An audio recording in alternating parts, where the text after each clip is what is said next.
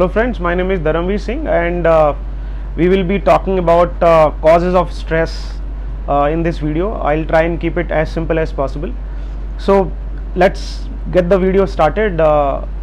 This is a very most talked about topic. We all have stress in our lives. क्यों stress होता है, किस वजह से stress होता है? So we'll try and understand that. The first thing, let me put the layout of the video is that ये stress primarily दो रीजंस की वजह से होता है. तो मैं पहले उन रीजंस की बात करूँगा जो गुड रीजंस हैं, मतलब अच्छे रीजंस हैं स्ट्रेस होने के, और एक जो बैड रीजंस हैं या बुरे रीजंस हैं स्ट्रेस होने के. तो गुड रीजंस स्पेशली इतनी सारी लाइफ में चॉइसेस हो गई हैं आज की डेट में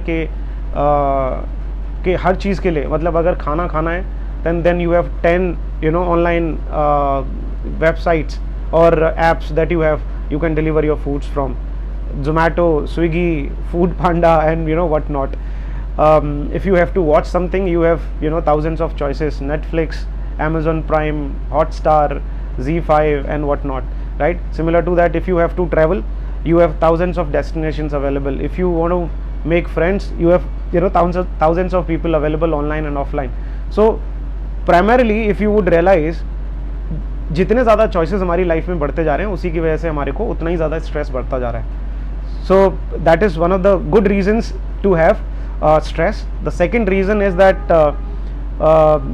जैसे जैसे लोगों के पास पैसा बढ़ रहा है, तो लोगों के पास पैसा बढ़ रहा है तो उस पैसे को मैनेज करने के लिए जो दिमाग लगाना है, या मैं इस पैसे का क्या करूं, मैं इस पैसे से क्या खरीदूं, मैं बड़ी गाड़ी ले लेता हूं, मैं बड़ा घर ले लेता हूं, इसको मैं ये लग्जरी अपने लिए अवेल करा लेता हूँ. तो ये जितना ज़्यादा पैसा उतना ही ज़्यादा स्ट्रेस. सो ये दो प्राइमरीली दो अच्छे रीजंस हैं या गुड रीजंस हैं स्ट्रेस होने के. Bad reasons, first of the reasons is lack of planning. मतलब फॉर एग्जांपल अगर आपको 9:30 बजे अगर आपको एक इंटरव्यू देने जाना है या एक इंपॉर्टेंट मीटिंग है या आपका एक रिव्यू है, अगर आप ये प्लान नहीं करोगे कि मुझे कितने बजे उठना है या मुझे कितने बजे निकलना है और कितने बजे तक मैं पहुंच पाऊंगा, और उसमें थोड़ा बहुत बैकअप प्लान भी करके रखेंगे, टाइम का एक बफर टाइम भी रखेंगे, तो आपको क्या होगा कि अगर आपने वो प्लान नहीं किया तो आपका टाइम डिफाइन नहीं है, कितने बजे उठोगे, कितने बजे निकलोगे, कितने बजे पहुँचोगे. सो लैक ऑफ प्लानिंग, ये मैंने एक छोटा सा एग्जाम्पल दिया, ये हर चीज़ पर अप्लाई होता है. चाहे वो अगर बच्चे का एडमिशन कराना है, वो ग्रेजुएट हो जाएगा, उस टाइम पे मेरे को कितने पैसे की ज़रूरत हो, जब पैसा नहीं होगा अवेलेबल तो आई एम श्योर बच्चा आपके सर पे खड़ा होगा और आपका स्ट्रेस बढ़ेगा. तो ये lack of planning is one of the bad reasons. The second reason is lack of knowledge.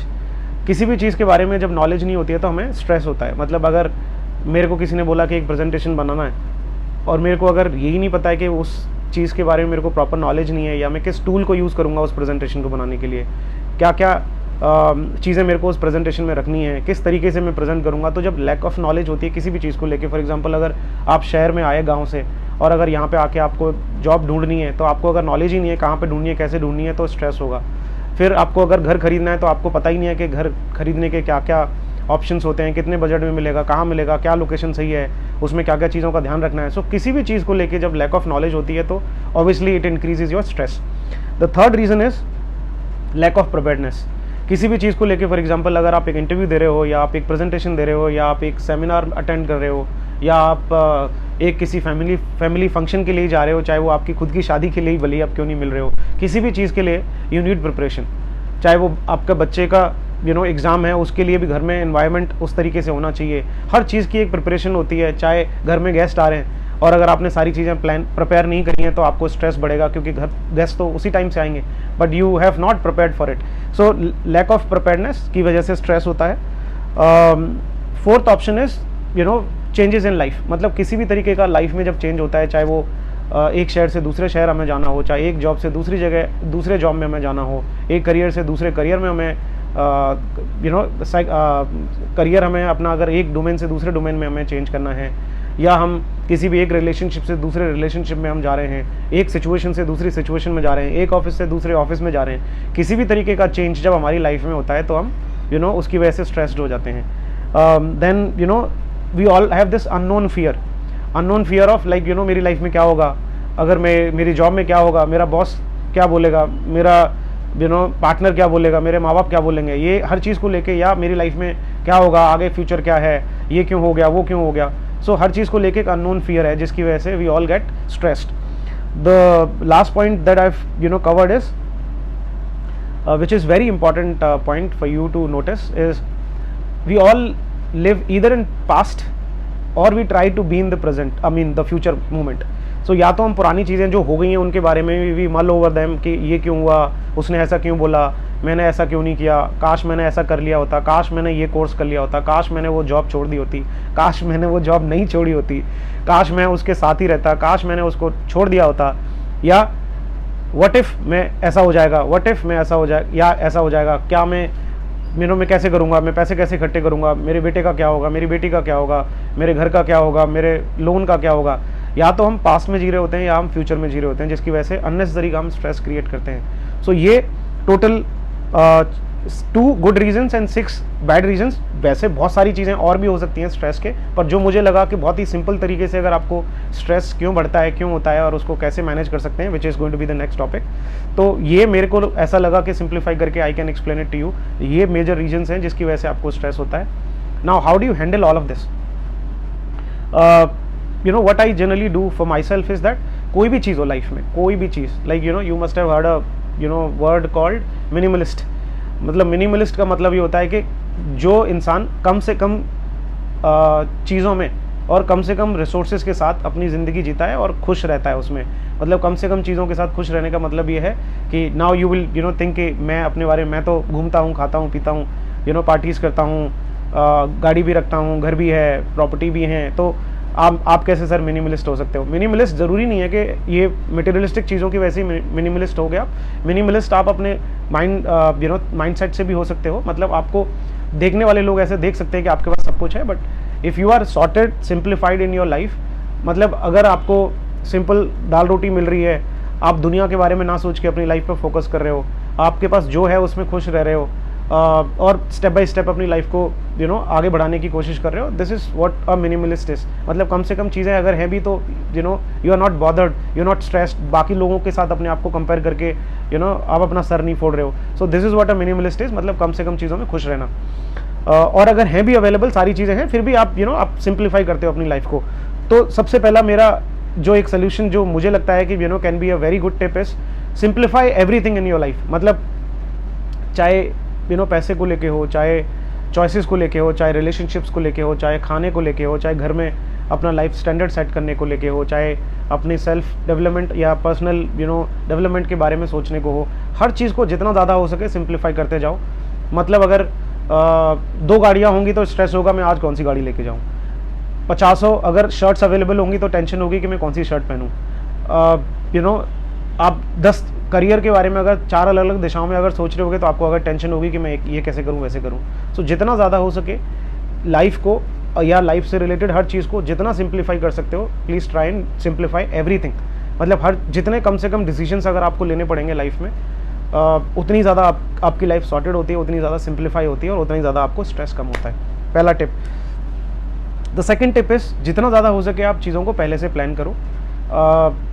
चाहे आपका करियर हो, चाहे फाइनेंसेस हो, चाहे फैमिली हो, चाहे रिलेशनशिप हो, चाहे आपका ट्रैवल हो, चाहे आपका आगे के बड़े बड़े माइलस्टोन हो, चाहे अपने बारे में अपने आप को ग्रो कराने के से रिलेटेड पर्सनल डेवलपमेंट के कोर्सेज हों, किसी भी तरीके का आप ऑनलाइन कोर्स अवेलेबल है आपके लिए, आप और करना चाहते हैं, तो जितना ज़्यादा आप चीज़ों को पहले से प्लान करके चलेंगे, it will reduce a lot of stress for you, because आप पहले से चीज़ें प्लान कर रहे हो, आपके पास टाइम है, अगर कोई उसमें चेंज करना है तो आप चेंज कर सकते हो।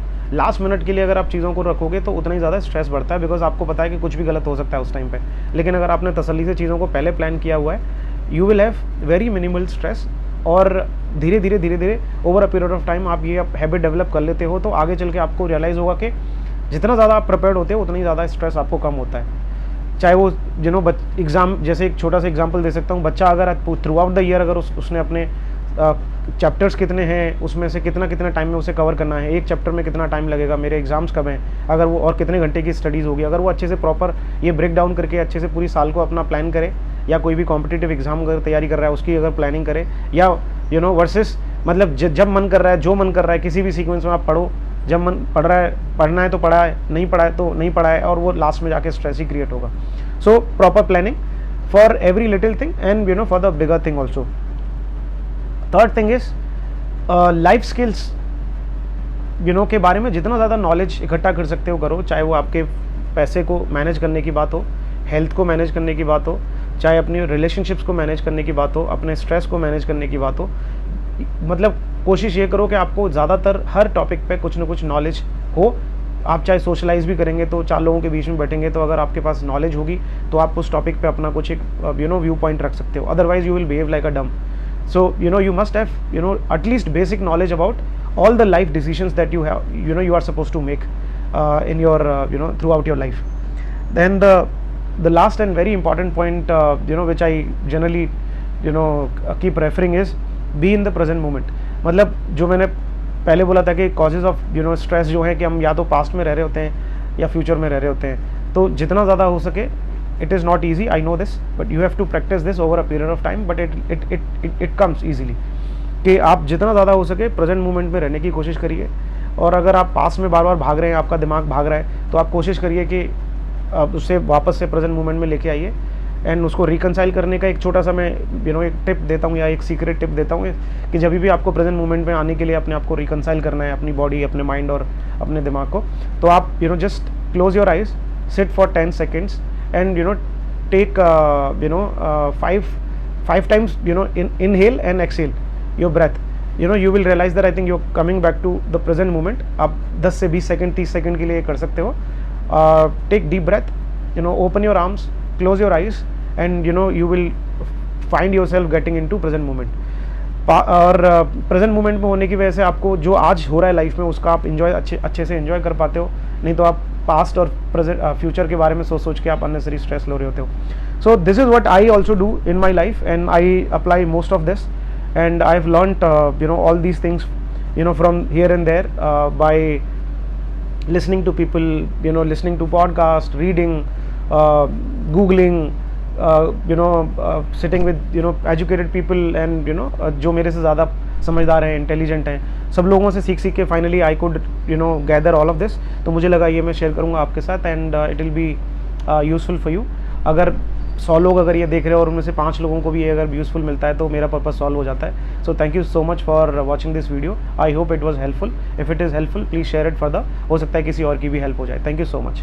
सी you in the next video.